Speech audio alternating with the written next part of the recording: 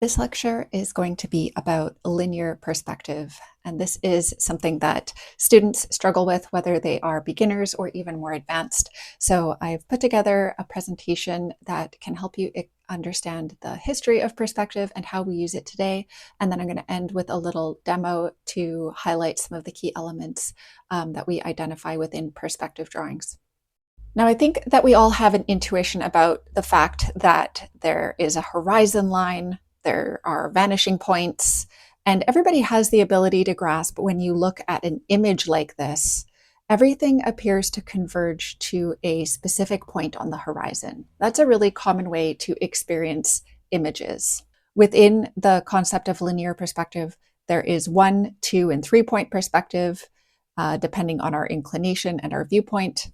We also have curvilinear perspective, which uses 4 points to create the illusion of roundness, and 5-point or anamorphic perspective, which creates curved, distorted imagery.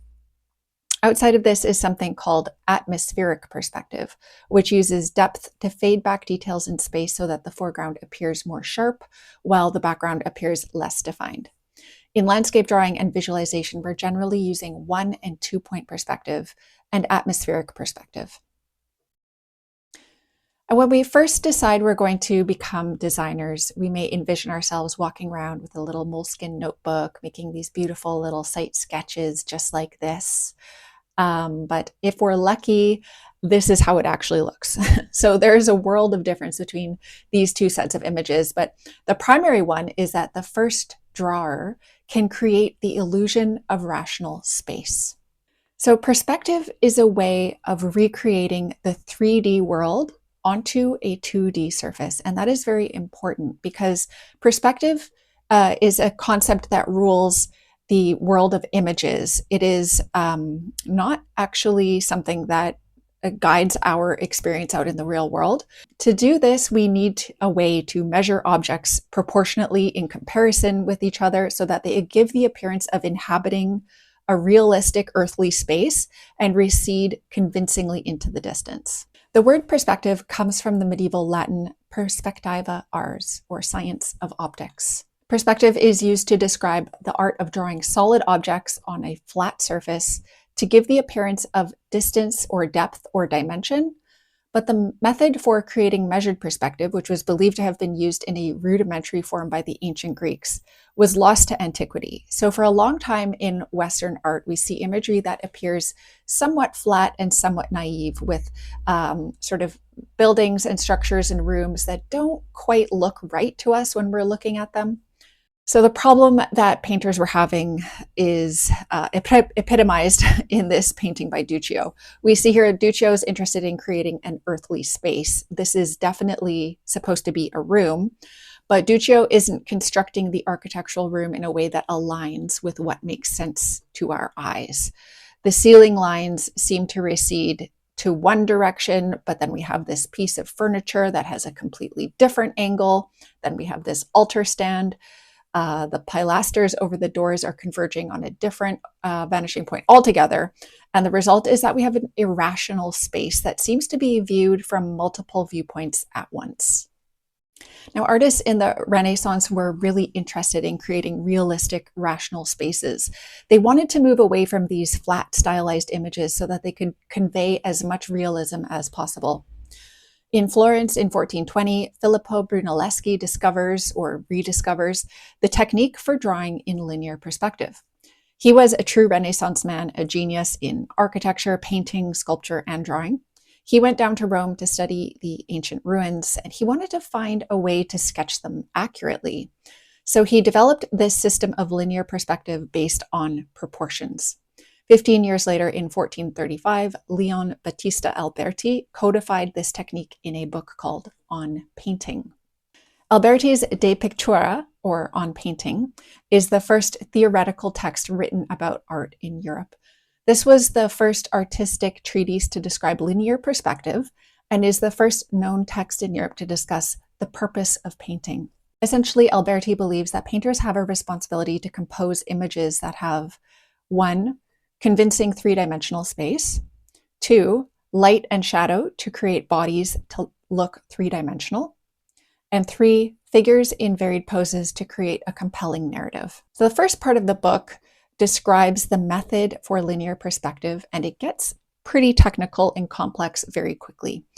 I'm not going to go through the technique because it is not important actually to be able to construct a linear perspective using orthogonals and all of these technical terms.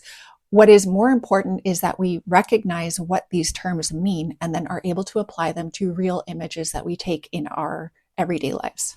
So within 1-point linear perspective, this is sometimes called scientific perspective. It's made up of 3 basic elements: the vanishing points, or the vanishing point, or points, the horizon line, and then orthogonals, which are lines that are perpendicular to the picture plane.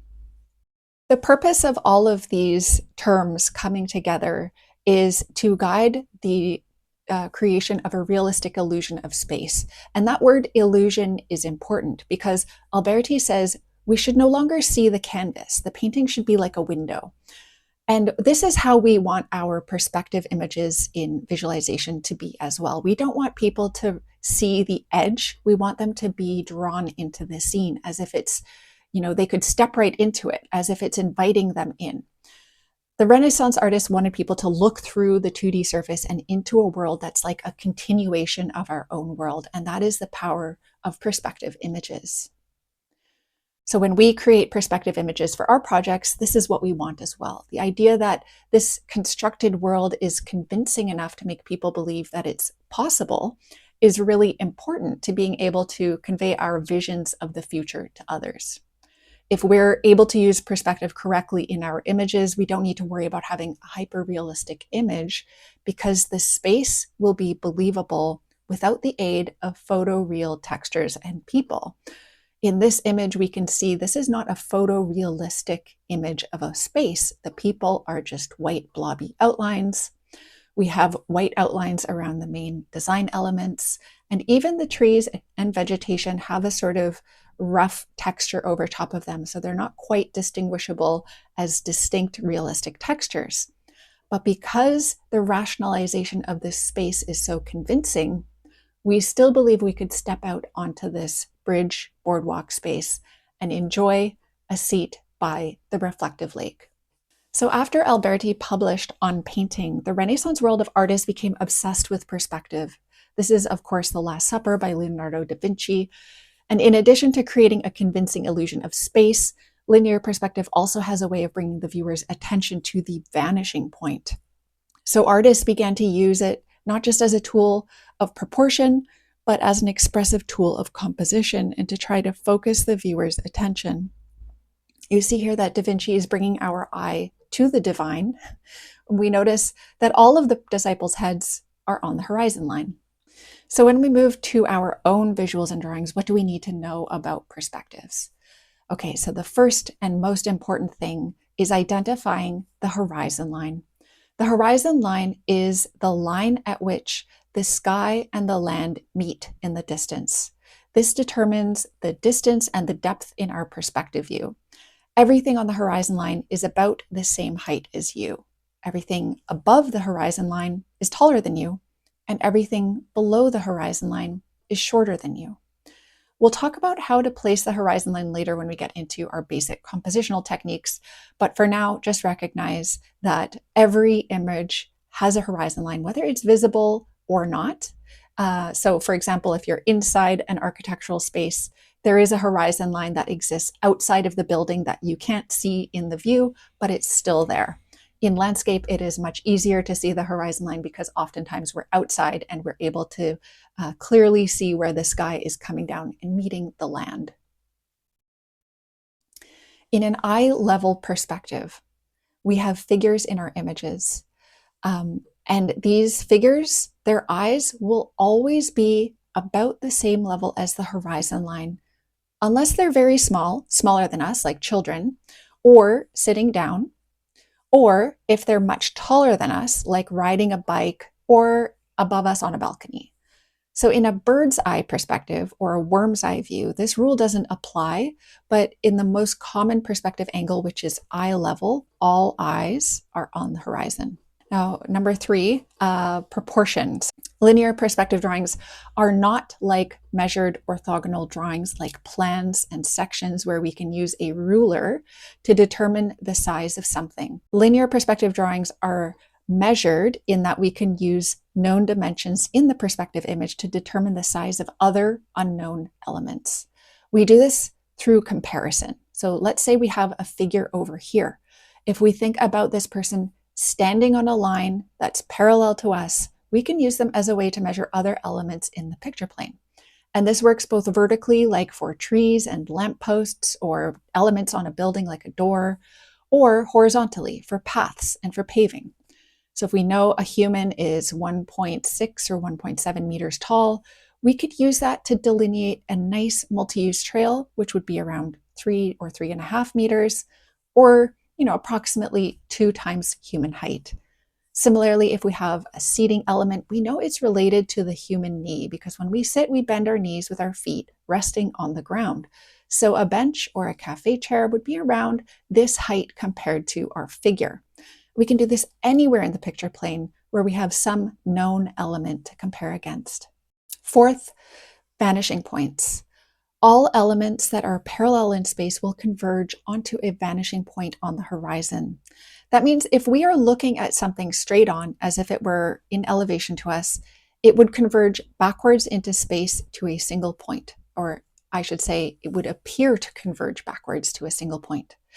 This changes if we're looking at something at an angle rather than straight on, and that's where we get into two-point perspective.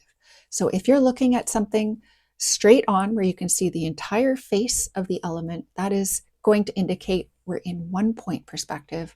Whereas if we're looking at it on an angle and we can see the corner of something, that would indicate we're looking at it in two-point perspective. Okay, now the fifth thing, which is really important for all of us here today, is that the trees are above the horizon. So we know that most trees start their branching higher than a human head. Otherwise, we would be walking around bumping into branches all day long. So make sure that when you draw trees, no matter where they are on the picture plane, their branches begin higher than the horizon line. The number one most common issue in first-year drawings is vastly underestimating the size of trees in space. Everybody struggles with this. It is an issue of conceptualization in our minds, and the only way to overcome it is to practice over and over. So the technique for calculating a scaled perspective with accuracy is something that is guided by a pretty simple technical procedure, but it does require knowledge of drafting. And that's why we're not worried about constructing technical perspectives like this one that you see that I created back in architecture school on a drafting table with drafting vellum and technical pens. The good news is, we don't need to know how to do this, actually. It's more important that we can simply identify it in the wild and use it to help us rationalize the imagery that we're creating. So most of the time when we're creating landscape visuals, we're going to be composing them from existing site photos or 3D models.